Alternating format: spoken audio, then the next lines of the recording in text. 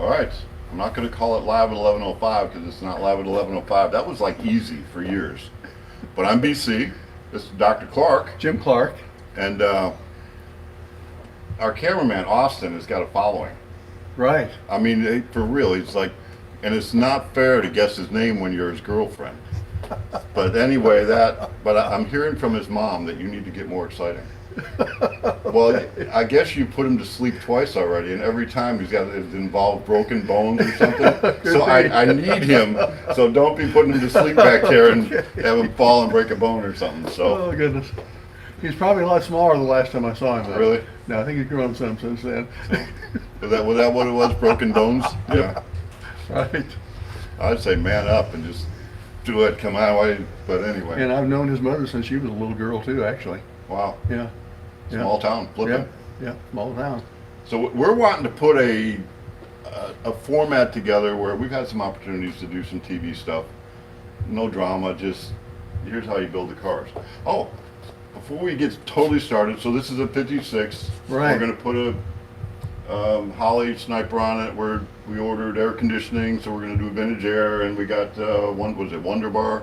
Right. Some reproduction Right. stereos, so we're doing that. The Wonder Bar was a big deal when that came out. It was. That was Delco's introduction into the high-tech radio business. Yep.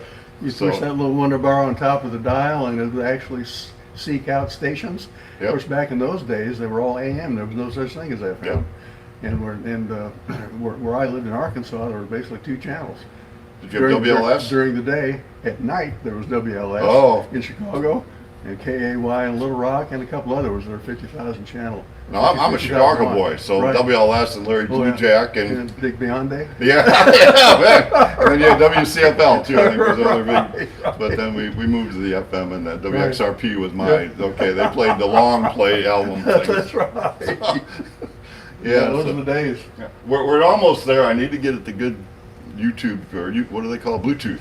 Yeah, right. Get the blues playing in here and Right. some jazz. I don't know what these guys like. Well, that's a good thing about this new Wonder Bar, Bluetooth. Yep. From my phone. Oh, I All know. the old music I listen to. Amazing. So we're going to go through, and Austin said he can do video editing, and we've done that before. So we're going to actually create a edited version with some still shots and talk about it. And then if you don't mind, come by once in a while and keep us going. And we may just start doing some more high quality edited versions rather than here we are. What am I going to talk about? Go for it. Right. Before we start though. We did one yesterday, 2 days ago, and Eugene messaged Josh or something, said thank you, and he's going to go with a sniper. Okay. I'm not sure what that means, but Eugene, you're probably watching, I guess. Right. And this is his motor here. Okay. It's for a 32 three-window, I believe. And I'm still waiting for the body to come down here from up at the other shop. And we did some research. They make a tank. For a fuel injection tank, there's all kinds of stuff, so we've researched it, and it's almost a plug and play for a lot of stuff. So Eugene, I'll give you a call or give me a call. And the great thing about this 350 small block is that he will actually be able to get a dual sync type ignition system to interface with the Sniper, which was not my case because that particular block style for the inline 6 was not supported by MSD or Holly with the dual sync distributors, but he'll be able to benefit from that with a dual sync distributor and that Sniper setup. So we're doing and you've done a lot of the research for us, so and Jason's been doing a lot of research, and we've hooked up with another company. I want to get a better relationship as a vendor, but they're doing, I think we're going to, right. It's all about creating the right partnership and the right team to build great cars. So we're moving ahead. So we're going to talk about it while you're here. I don't know. We got a lot to talk about. We haven't talked about already. Carburetor's off. Right, I see that. Kind of the thing I was thinking. I like to have some kind of theme, and you sometimes you just need to go for it, even when you don't know what you're doing. But then you need to do it in a cautious way. Right. So we're taking this. Do we take that? The fuel line system's got to go out. Let's just take it all out. Right. But it's much easier to pre-think 2 or 3 steps ahead than it is to get ahead of yourself and have to back up to go forward. Right. So make a plan before you go in, and then you're going to come into some issues that this doesn't fit or that's in the way of here. And like we talked about it, you plan on pulling the oil pan. Right. So we're not gonna make all the AC stuff, everything so tight and tidy and clean and crisp that Right. you can't raise it up 3 inches. Exactly. So that makes a huge difference versus having to take a hose loose and recharge it or something like that. So when you're building a hot rod, there's no one right way to do it, is what I always say. But there are wrong ways. Right. So get yourself a path, get yourself a direction, use other people's experience, go for it, and that'll be good. Right. And it's hard to control myself with trigger time. We're in such exciting times right now. So I was going to use a quote. Maybe you can help me on this one. I was going to look it up. So it's kind of like we're in a war right now. It's an information war. Who controls the information? And it's pretty exciting, but it's always been like that. And then propaganda and both sides and all of that. So I kind of look at it like it's the Patriots versus the deep state. Right. So if I'm thinking back to the Revolutionary War, where did and I remember the quote, but I want to put it in context. I was going to do it before you got here, but you got here too quick. So don't shoot until you see the whites of their eyes. Right. What is the context in that? Was it the Battle of Bunker Hill? When that happened? This is like Jeopardy now. I think it may have been the either the Battle of Bunker Hill or the Battle of Breeds Hill when they were confronting the British officers. They said, "Don't shoot until you see the whites of their eyes." Yeah, right. So the guns weren't rifled. So you They're- wanted a good clean shot, Yeah. close. Right, yeah, they were Because much- from here to there, it still More might go there. muskets, right. That might be part of it. But when you're putting in, we're in a country where, you've heard me say it already, don't believe anything you hear, read, or see. I No. tell my grandkids that all the time. And it doesn't matter if I say it. Do your own research. Right. But people are waking up into what's going on. Right. And Yeah, some you are know, just not. The information control business and the false premises that the news media tries to spread is all based upon the supposition that there's a large part of the people out there who are not smart enough to think for themselves.